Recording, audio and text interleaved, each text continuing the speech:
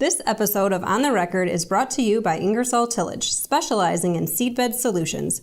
Whatever seedbed challenges you have, Ingersoll can give you the right tools to get the job done. For more information, visit ingersolltillage.com. I'm Managing Editor Kim Schmidt. We're at the National No-Tillage Conference in Louisville, Kentucky. Welcome to On the Record. Here's an update on what's currently impacting the ag equipment industry.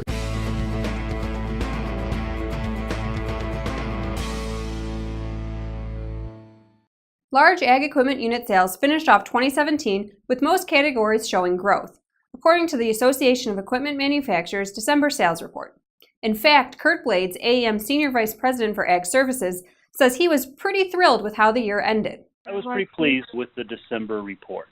Really, if you look back to the June report compared to June to December, that was when the turnaround sort of happened, and even more so beginning with the July report, where we saw the stopping of the decline of the over 40 and the over 100 horsepower and the four-wheel drive tractor market.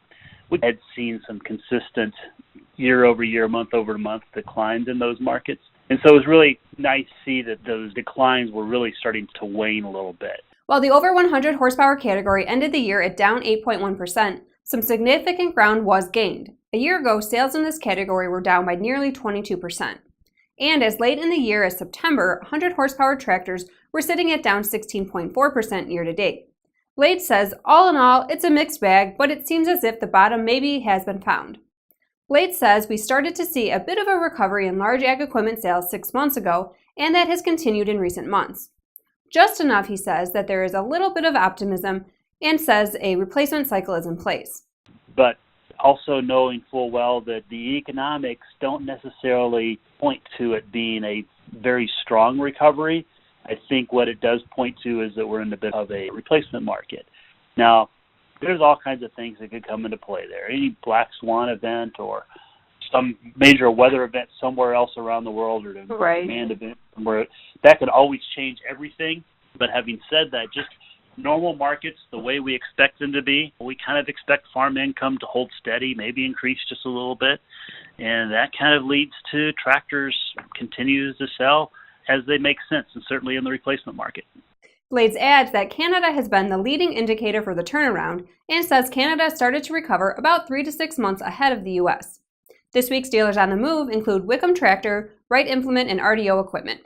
Colorado-based Case IH dealer Wickham Tractor has purchased all 3 locations of B&G Equipment. The addition brings Wickham's total stores to 5. John Deere dealer Wright Implement has moved to a new, larger location in Bowling Green, Kentucky. The new 30,000 square foot facility is situated on a 12-acre site. The dealership has 9 locations in Kentucky and Indiana. RDO Equipment will acquire Evergreen Implement based out of Othello, Washington. The acquisition adds 5 locations in Washington. The John Deere dealer operates 75 stores in 10 states. Now here's Jack Zemlicka with the latest from the Technology Corner.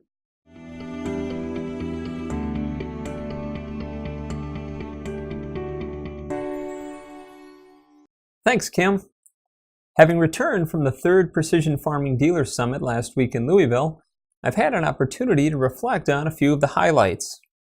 The sold-out conference drew nearly 170 attendees, including representatives from more than 70 dealerships throughout 26 states, along with Australia, Canada, and South Africa. With a theme of bridging the precision profitability gap, the event featured conversations on how to incorporate agronomic offerings for profit, reinforcing the return on investment approach to selling services, and leveraging long-term trust of customers for recurring revenue. One of the most talked about sessions looked at prioritizing the people side of a precision business. Precision recruiter TJ Stauffer emphasized the value of developing an internal pipeline of talent, something he called a U-University, to prevent knowledge gaps in service and support. Training is something that we continue to fail at because we don't realize that becoming a precision farming specialist takes time. It takes an average of around 3 years on the job before a precision farming specialist is going to become what I consider pretty competent. It takes about 5 years before they start attaining Jedi status in my mind. And anybody who's been here longer than 5 years starts becoming a demigod in the precision farming world. The problem is we don't have many people that make it to the 2-year mark. But those that do get to the 5-year mark, those that get to the 6, 7, 8, 9-year mark, their talent is in their knowledge and experience, and it's irreplaceable. And if you think that you're going to replace a 5-year veteran with a new hire, it is not going to happen. It will never happen. So that's the ultimate answer to that question. How do you replace $1 million earner that walks away from your organization? You can't. You can't do it.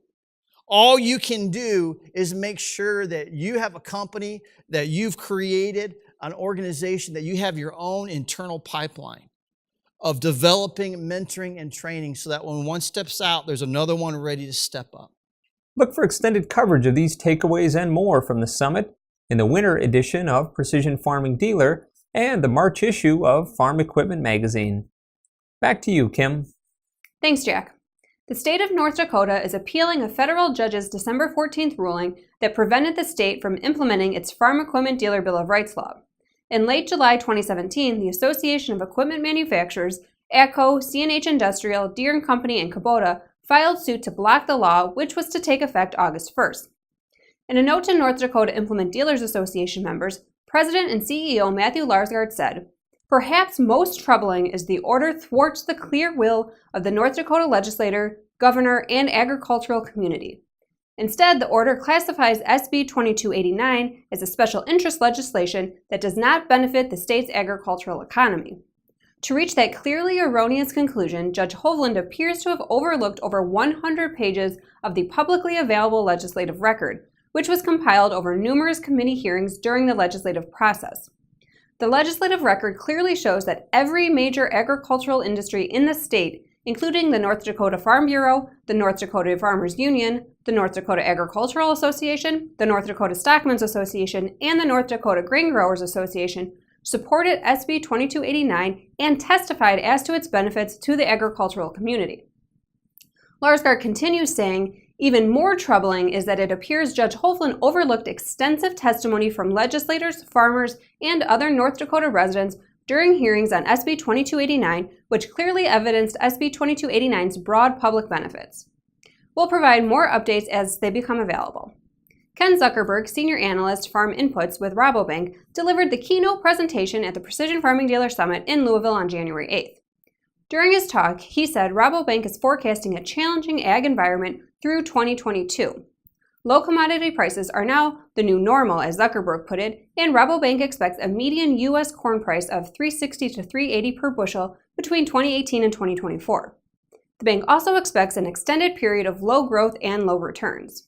We have determined that the way the current farm economy is structured, that the average Midwest crop farmer, there's good and bad news. The good news is that commodity prices seem to have bottomed, or at least we've probably seen the worst we're going to see. The bad news is that there's a 75% probability that corn prices are probably going to be topped out at $420 over the next 5 years. He also adds that the average Midwest farmer will have just 4 to 5% operating margin on average over the next 5 years. Another challenge he pointed to was the change from the food industry pushing products to buyers now pulling, pointing to preferences for organic and non-GMO products and premiums being paid for local, fair trade, and sustainably sourced grains. In the face of these challenges, Zuckerberg says farmers are going to need to evolve to ensure economic resilience. He points to 4 options for growers: horizontal integration, contract farming, vertical integration, and adopting technology. A last option would be to sell, close down the farm, or temporarily exit farming. However, he says the decision to pursue such a strategy is complicated and might be considered as a last resort if there are few or no options for growing, stabilizing, or diversifying the farm business. Deere & Company released its annual report on January 12th. According to the manufacturer, its Ag and Turf division saw solid improvements thanks to improving market conditions. Operating profit grew by 46% in 2017 to $2.48 billion, with a 9% increase in sales. Despite low commodity prices, sales improved for both large and small ag products. The biggest gains came in South America. In 2017, Deere's revenues from its financial services division were about $3.2 billion, with net income of $477 million.